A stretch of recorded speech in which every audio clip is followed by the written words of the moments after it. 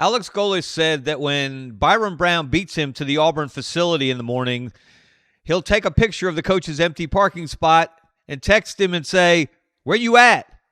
I feel the same way when I look at SEC quarterback rankings and I look for Byrum Brown's name. We discuss next on Scarbo Knows.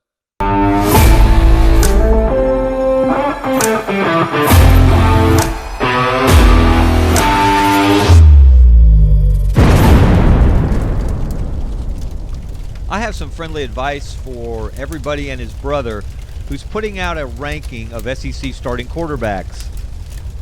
You're forgetting someone. You might want to say Byrum Brown's name now or pay the price later. Hello, everyone. I'm Kevin Scarbinsky, a.k.a. Scarbo. Thank you for watching Scarbo Knows here on YouTube. Go ahead and click that subscribe button when you get a moment. Don't cost nothing, but it does help us, and we do appreciate it. And make sure you check out our sponsor, Money Management Services. We'll hear from them later in the show. So let's go. We are on the eve of week 0, kicking off the 2026 college football season. None too soon, with all the off-the-field shenanigans going on, centered, surprise, surprise, in Baton Rouge, Louisiana. But we want to talk closer to home. We want to talk football on the field. We want to talk the most important position on the field, and that is quarterback.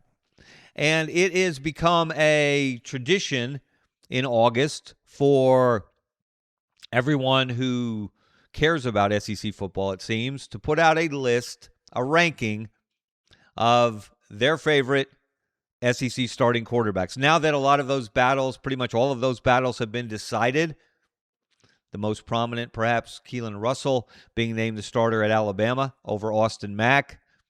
It adds a little more credibility to these lists because you can actually rank the players who've won the jobs. So I've been surprised, amused, in some cases, at some of these rankings. Now, we're not going to look at just anybody. We're going to look at some with some credibility, people that might have some insight into college football, but may be off base when it comes to their preseason rankings of SEC quarterbacks. Let's look at just a couple. Actually, we're going to look at 3. Let's start with Brooks Austin, the film guy, who is now working with On3, as On3 going the Lane Kiffin route, trying to round up as much talent as it can for its website. Brooks does a really good job of breaking down quarterback play, breaking down film, offering really insightful explanations for his opinions on college football players, college football teams, etc. So Brooks has put out his ranking of SEC quarterbacks, and it looks like this. I think we can all agree Trinidad Chambliss should be on the top of this list. I don't know how you don't put him at number 1, but I am intrigued by Brooks' list, and particularly where he has the quarterbacks for Alabama and Auburn. He's got Arch Manning at 2, followed by Gunnar Stockton. Woof. Oh, I'm sorry. Woof in a good way. Lenora Sellers, woof in a bad way. Sam Leavitt, Keelan Russell, John Mateer, Kamario Taylor, Marcel Reed, and way down at number 10, which would put him in the bottom half of quarterbacks in the SEC, he's got Byrum Brown. I think Brooks might want to go back and watch the film a little more closely. Then we're going to move on to CBS Sports. They put out a list of their top SEC quarterbacks. They have Trinidad Chambliss at the top. No surprise, no argument. Followed by Arch Manning. Sam Leavitt. Wait and see. Gunnar Stockton. Not getting enough respect. Lenora Sellers. John Mateer. Keelan Russell. And at number 8, Byrum Brown. Interesting that on both of those lists, the Alabama starting quarterback who has yet to be a starter in college, Keelan, of course, is a sophomore with dynamite potential in the eyes of his teammates and his coaches and a lot of us outside observers. But he has yet to be the man for a single regular season game. And yet, both of those lists have him ranked ahead of Byrum Brown from Auburn, who has about as much experience as any quarterback that will be starting in the SEC this year. And then CBS has Marcel Reed at 9, Faison Brandon at 10, the freshman starter, the true freshman starter at Tennessee, the first true freshman starter there at quarterback since Brent Schaefer. All right, let's look at one more of these SEC quarterback rankings. And this is not actually an SEC quarterback ranking. This was ESPN's ranking of the top 100 players in college football, regardless of position. So I pulled out the SEC quarterbacks from the list, and Byrum Brown gets a lot more respect here. They've got Trinidad Chambliss. That's the first SEC quarterback. They have him as the number 5 player in college football overall. Again, hard to argue. I will push back on number 13, Arch Manning, which in their estimation makes him number 2 among SEC quarterbacks. Then Gunnar Stockton, farther down the list at 31. Again, these are all players, all positions, the top 100 in college football, according to ESPN's experts.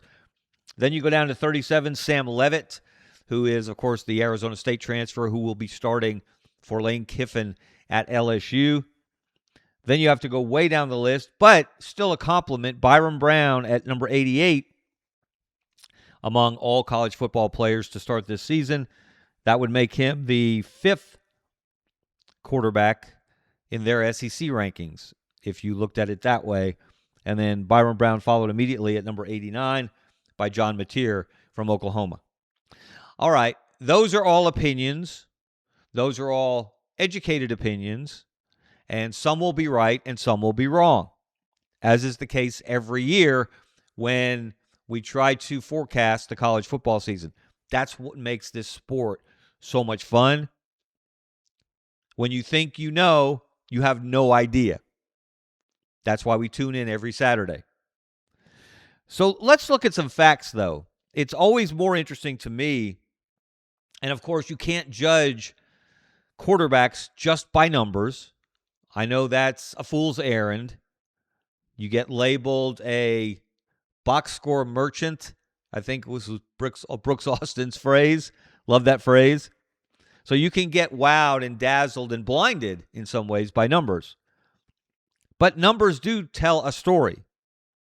You just have to figure out what that story is. Let's look at what some of these starting quarterbacks in the SEC this year have done as starting quarterbacks in their careers. How many of these guys have thrown for 3,000 yards in a single season? Whether it was in the SEC or at a previous stop. Not many. 1, 2, 3, 4, 5, 6. I'm sorry, only 5 of them. And only one of them has done it twice. That would be Byrum Brown. Trinidad Chambliss has thrown for more yards in a single season than any of this year's SEC starting quarterbacks. He was a tick under 4,000 yards last year with Ole Miss as he led the Rebels into the playoff and got them to the semifinals. And he's back for another year thanks to a friendly Mississippi judge. Number 2 on this list, Byrum Brown. He threw for 3,292 yards in 2023 as a sophomore at USF. Then comes Marcel Reed, followed by Arch Manning. And there's that name again, Byrum Brown. He threw for 3,158 yards last year at USF, so he's done it twice. There is no other starting quarterback in the SEC this year who has thrown for 3,000 yards in a season more than once, except for Byrum Brown. And John Mateer did it. He threw for 3,139 2 years ago when he was the starting quarterback at Washington State. He wasn't as effective last year for Oklahoma. Of course, he did have to bounce back from a hand injury suffered in that controversial win over Auburn early in the season. All right, well, that's one part of the equation for quarterbacks. Here's another part, running the ball. How many SEC quarterbacks, current SEC starting quarterbacks, have run for, I put a low bar here, a relatively low bar, 500 yards or more in a single season? Well, guess who tops the list? There's that man again, Byrum Brown. Last year he ran for 1,008 yards. That's at South Florida. Mateer, you might not remember this, he ran for 826 2 years ago at Washington State. He had that big year that earned him that battlefield promotion and that transfer to Oklahoma, if you will. Number 3 on the list, the only man on the list twice, again, Byrum Brown. He ran for 809 back in 2023. And then Lenora Sellers, Marcel Reed, and Trinidad Chambliss. So that is only 5 current SEC starting quarterbacks who have run for 500 or more yards in a single season. And only one of them has run for 1,000 yards. Stop me if you've heard this before. Byrum Brown. And then let's put them together. Let's add the 2 threats and make a dual threat. How many current SEC starting quarterbacks have accumulated 4,000 or more total yards in a single season? That's pretty easy. The number's 2. We could play a little Sesame Street here. The number of the day is 2. 2 current SEC starting quarterbacks have accumulated 4,000 or more total yards in a single season. Trinidad Chambliss, he's at the top of the list. He accumulated 4,464 yards last year, passing and running for Ole Miss. And then, guess who? Byrum Brown has done it twice. Last year at South Florida, he accumulated 4,166 yards, and then back in 2023 as a sophomore, 4,101 yards. So there's one name that keeps popping up in terms of proven production, and that is Byrum Brown. You cannot ignore that. You should not ignore that. Yes, you can put an asterisk by it if you like, because it was done at South Florida. It was done in the American Conference. It was not done in the Southeastern Conference. So, yes, you can have a question in your mind about whether he'll be that effective at Auburn in the SEC. But guess what? He was surrounded by American Conference talent at South Florida. He is now surrounded by SEC talent at Auburn. And yes, I know a number of those players traveled with him from Tampa to the loveliest village. That's not necessarily a bad thing. It's not a bad thing. Ask Indiana. Ask the former James Madison players who became Indiana Hoosiers, who became a playoff team in their first year in Bloomington, and then became national champions last year. I'm not saying that's where this season will end for Auburn and its South Florida imports. I'm just saying it's not necessarily a negative. And I was glad to see Alex Golesh.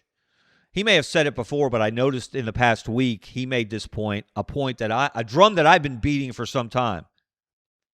As important as it is that Byrum Brown has been in this system for years, with Alex Golesh, the head coach, with Joel Gordon, the offensive coordinator, he also has his center.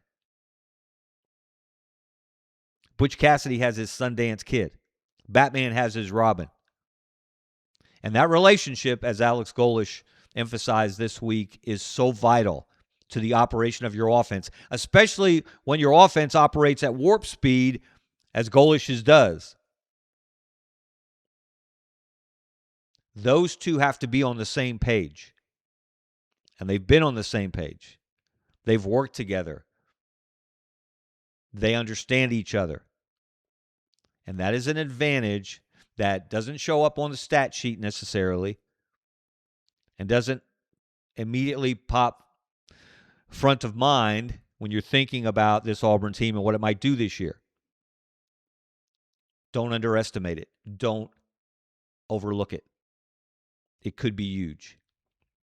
And here's one more thing, and we'll wrap this up for today and leave you with this. I don't care where you played. I don't care what conference you played in.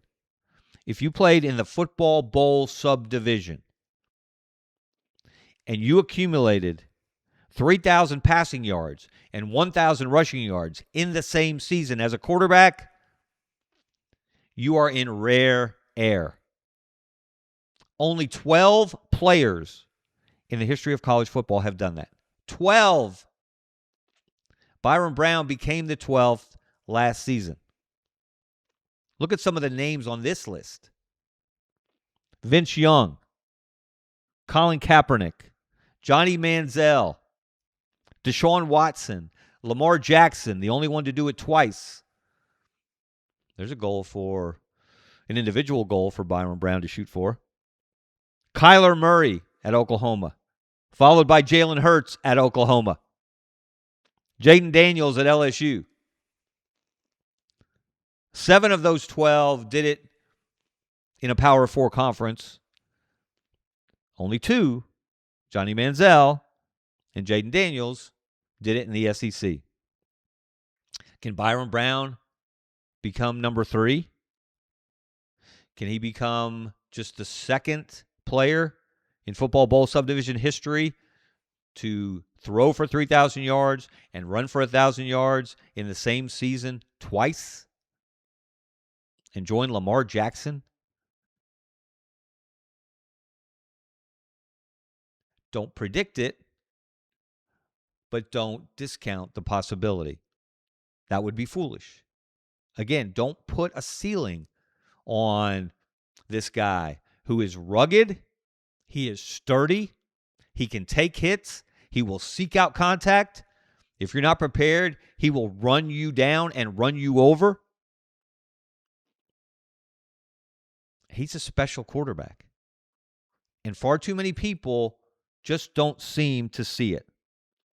So, in the spirit of this conversation, since everyone else is putting out a list, you know I don't like to make predictions, but I will put out my own list. And I'm not going to go 1 through 16.